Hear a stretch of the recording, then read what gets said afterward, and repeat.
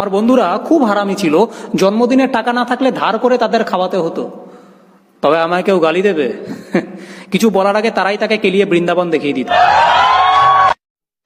বন্ধুত্ব এমন কিছু বন্ধু থাকা লাগবে, রাত 2টার সময় মইরা গেছেন, বাইরে বৃষ্টি হচ্ছে, আপনার খবর পাওয়ার পরে সে ওখান থেকে ছুটে চলে আসবে। আর বাকি বন্ধু যাদেরকে বন্ধু মনে করতেছেন সে ভাবে মইরেই তো গেছে, এখন তো বৃষ্টি হচ্ছে, গিয়া কি হবে, কালকে সকালে যাব।